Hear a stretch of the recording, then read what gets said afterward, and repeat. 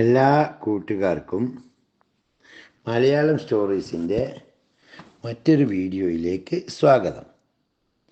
കൂട്ടുകാരെ, നമ്മുടെ ചാനലിലെ കഥകളെല്ലാം ആസ്വദിക്കുന്നുണ്ട് എന്ന് കരുതുന്നു. ഇല്ലെങ്കിൽ ബാക്കിയുള്ള എല്ലാ വീഡിയോസും എടുത്ത് കാണണം. അതേപോലെ പുതിയ പുതിയ അപ്ഡേഷനുകൾ കിട്ടുന്നതിന് വേണ്ടി ഈ ചാനൽ സബ്സ്ക്രൈബ് ചെയ്യാനും ബെൽ ബട്ടൺ അമർത്താനും പ്രത്യേകം ഓർമ്മിപ്പിക്കുന്നു. ഇനി നമുക്ക് കഥയിലേക്ക് പോകാം. നമ്മുടെ കൂട്ടത്തിൽ ചില ആളുകൾ നമ്മൾ എന്ത് കാര്യം കേട്ട് കഴിഞ്ഞാലും അത് വിശ്വസിക്കരുത്, അത് തട്ടിപ്പാണ്, അത് ശരിയല്ല എന്ന് പറഞ്ഞ് നമ്മെ പിന്തിരിപ്പിക്കാറുണ്ട്. ഏത് കാര്യത്തെക്കുറിച്ച് പറഞ്ഞാലും അതൊരിക്കൽ നടക്കുകയല്ലെന്നേ, അത് ശുദ്ധ തട്ടിപ്പാണ്, അങ്ങനെ ഒരു കാര്യം ഉണ്ടാവുമോ, നിനക്കെന്താ ബുദ്ധിയില്ലേ, ചിന്തിച്ചുകൂടെ എന്ന് പറഞ്ഞ് നമ്മളെ പിന്തിരിപ്പിക്കുന്ന ചില ആളുകൾ. അവരെ എല്ലാവരെയും നമ്മൾ ഒരിക്കലും വിശ്വസിക്കരുത്.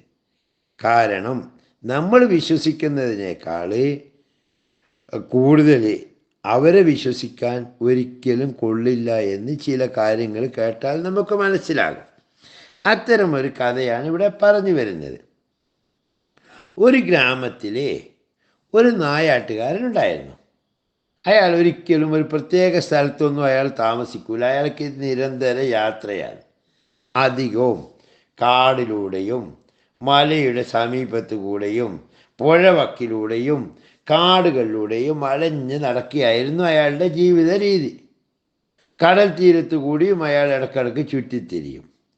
അയാൾക്കുള്ള ആഗ്രഹം വിശക്കുന്ന സമയത്ത് ഒരു മൃഗത്തെയോ അല്ലെങ്കിൽ ഒരു പക്ഷിയെയോ എങ്ങനെയെങ്കിലും പിടിക്കുക, അതിനൊന്ന് ചുടുക, തിന്നുക. ഭക്ഷിക്കുക എന്നതിലപ്പുറം അയാളുടെ ജീവിതത്തിന് ഒരു പ്രാധാന്യവും അയാൾ കൊടുത്തിരുന്നില്ല. അയാൾക്ക് ഉറങ്ങണ്ട, വേറെ വീടുണ്ടാക്കണം എന്നുള്ള ചിന്തയില്ല, ഒന്നുമില്ല. ആകെയുള്ള ആഗ്രഹം സമയമാകുമ്പം വയറ് നിറച്ച് കഴിക്കണം. അങ്ങനെയുള്ള ചില കുട്ടികൾ നമ്മുടെ കൂട്ടത്തിലുണ്ടാവൂലേ. തിന്നാൽ മാത്രം മതി, വേറൊന്നും വേണ്ട. അതല്ല കേട്ടോ ജീവിതം. നമ്മളൊന്നും കൂടി കഥയിലേക്ക് തിരിച്ചു വരിക.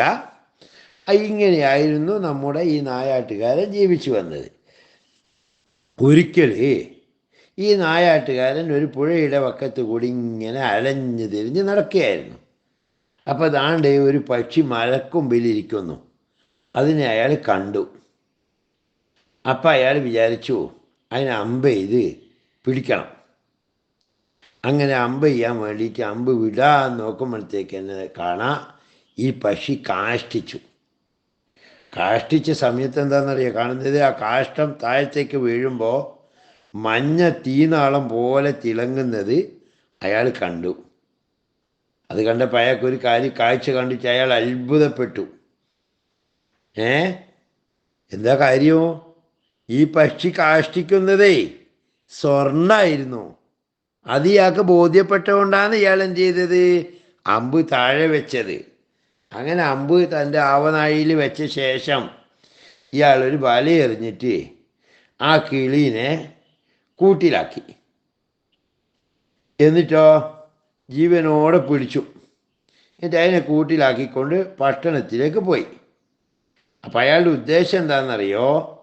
പട്ടണത്തിൽ കൊണ്ടുപോയി വലിയ വിലക്ക്, ഈ സ്വർണം കാഷ്ടിക്കുന്ന കിളിയല്ലേ, ഇതിനെ വലിയ വിലക്ക് ആർക്കെങ്കിലും വിറ്റാൽ വലിയ സമ്പന്നനാകാം എന്നായിരുന്നു അയാൾ വിചാരിച്ചത്. അയാൾ ഈ പക്ഷീനെയും കൊണ്ട് നേരെ എന്ത് ചെയ്ത്, ആദ്യം ഏറ്റവും കൂടുതൽ പൈസ ഉണ്ടാവുക എവിടെയാ? രാജാവിൻ്റെ കൊട്ടാരത്തിലല്ലേ. ഇഷ്ടപ്പെട്ടാൽ രാജാവ് തരുന്നത്ര വേറെ ആരെങ്കിലും തരുമോ എന്നോർത്തുകൊണ്ട് ഇയാൾ നേരെ എന്ത് ചെയ്ത് രാജാവിൻ്റെ കൊട്ടാരത്തിലേക്ക് പോയി. കൊട്ടാരത്തിൽ രാജാവിന് വിൽക്കണമെന്നായിരുന്നു അയാളുടെ ഉദ്ദേശം. പക്ഷേ രാജാവിന് ഒരു വിചിത്ര സ്വഭാവമുള്ളൊരു മന്ത്രിയുണ്ട്. അയാൾ എല്ലാ കാര്യത്തിനും നെഗറ്റീവായിട്ടേ കാണുള്ളൂ. ആരെന്ത് പറഞ്ഞാലും അയാൾക്കൊരാത്മവിശ്വാസം ഇല്ല. അത് നമ്മളെ പറ്റിക്കാൻ വേണ്ടി വരുവാണ്, നമ്മളെ തട്ടിപ്പാക്കാൻ വേണ്ടി വരുവാണ് എന്നായിരുന്നു രാജാവിൻ്റെ മന്ത്രിയുടെ വിശ്വാസം. അതുകൊണ്ട് തന്നെ പലപ്പോഴും മണ്ടൻ തീരുമാനങ്ങളിലും പ്രവൃത്തികളിലൂടെയും രാജാവിനെയും രാജ്യത്തെ ജനങ്ങളെയും വഴിപഴപ്പിക്കുകയും നശിപ്പിക്കുകയുമായിരുന്നു. വഴിതെറ്റിച്ചിട്ട് നാട്ടുകാരെ മൊത്തം കൊടുക്കുന്ന പരിപാടിയായിരുന്നു ഈ മന്ത്രിക്കുണ്ടായിരുന്നത്.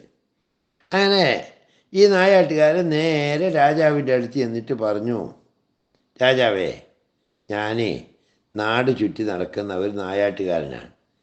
നിങ്ങൾക്ക് വേണ്ടിയിട്ട് ഞാൻ വലിയ വില പിടിച്ച ഒരു സമ്മാനം കൊണ്ടുവന്നിട്ടുണ്ട്. എൻ്റെ അടുത്ത് നിന്ന് സ്വീകരിക്കണം.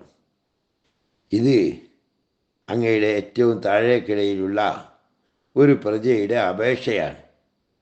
അപ്പം രാജാവ് ചോദിച്ചു, എനിക്ക് വേണ്ടി കാഴ്ചവെക്കാൻ എന്താണ് താങ്കൾ കൊണ്ടുവന്നിട്ടുള്ളത് എന്ന് ചോദിച്ചു.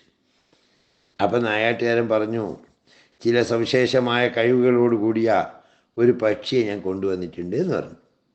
രാജാവ് ചോദിച്ചു, അതെന്താണ്? അപ്പോൾ നായാട്ടുകാരൻ പറഞ്ഞു, പ്രഭു, ഞാൻ എന്നോടൊപ്പം കൊണ്ടുവന്നിരിക്കുന്ന പക്ഷി, ആ പക്ഷിക്ക് സ്വർണ്ണകാഷ്ടം വിസർജിക്കാൻ കഴിയും. അങ്ങനെ പറഞ്ഞുകൊണ്ട് ഈ വേട്ടക്കാരൻ അതിൻ്റെ കൂടെടുത്ത്, കിളീൻ്റെ കൂടെടുത്ത് രാജാവിൻ്റെ കയ്യിലേക്ക് കൊടുത്തു. രാജാവ് അയാൾക്ക് ഭയങ്കര ഒരുപാട് സമ്മാനങ്ങളൊക്കെ നൽകി. എന്തായാലും ഒരു കിളീനെ കൊണ്ടു തന്നല്ലേ. അയാൾ വളരെ സന്തോഷത്തോടെ മടങ്ങിപ്പോയി. എന്നാലും മന്ത്രി ഇത് കാണുന്നുണ്ടായിരുന്നു. അപ്പം ഇയാൾ പോയ ഉടനെ മന്ത്രി നേരെ രാജാവിൻ്റെ അടുക്കലേക്ക് ഓടി വന്നിട്ട് പറഞ്ഞു, എന്ത് മണ്ടത്തരാ രാജാവേ നിങ്ങൾ കാണിച്ചത്? ആ കാട്ടു മനുഷ്യൻ്റെ അടുത്ത് നിന്ന് ഇത്തിരി സമ്മാനങ്ങളെല്ലാം കൊടുത്തിട്ട് ഈ പക്ഷീനെ മേടിക്കുകയോ? എന്ത് പറ്റി? നിങ്ങൾക്ക് ബുദ്ധിയില്ലേ? ഏതെങ്കിലും പക്ഷി സ്വർണം വിസർജിക്കുമോ? ഇത് തികച്ചും അസംബന്ധമാണ്, ഒരിക്കലും വിശ്വസിക്കാൻ പറ്റൂല എന്നാര് പറഞ്ഞു? ഈ മന്ത്രി രാജാവിനെ പറഞ്ഞു ധരിപ്പിച്ചു. അപ്പം മന്ത്രിൻ്റെ വാക്ക് കേട്ടിട്ട് രാജാവ് എന്ത് ചെയ്തെന്നറിയോ? ഈ പക്ഷിനെ തുറന്നു വിട്ടു. കൂട്ടിൽ നിന്ന് രക്ഷപ്പെട്ട പക്ഷി നേരെ പറന്ന് ചെന്ന് അടുത്തുള്ളൊരു മരക്കൊമ്പിൽ ഇരുന്നു. രാജാവും മന്ത്രിയും നോക്കിക്കൊണ്ടിരിക്കുമ്പോൾ ആ പക്ഷി കാഷ്ടിച്ചു. ശുദ്ധമായ സ്വർണമാണെന്ന് കണ്ട് അവരത്ഭുതപ്പെട്ടു. രാജാവിന് അങ്ങേയറ്റം ദുഃഖം തോന്നി, നിരാശയും. മന്ത്രി ആയതുകൊണ്ട് അയാളെ കൊന്നു കളയാൻ പറ്റുമോ? സ്വയം പഴിച്ചുകൊണ്ട് രാജാവ് പിന്തിരിഞ്ഞു. ഇതാണ് കഥ. കഥ ഇഷ്ടപ്പെട്ടല്ലോ? സബ്സ്ക്രൈബ് ചെയ്യാത്തവർ പെട്ടെന്ന് തന്നെ ചെയ്തേക്കണേ. നന്ദി, നമസ്കാരം.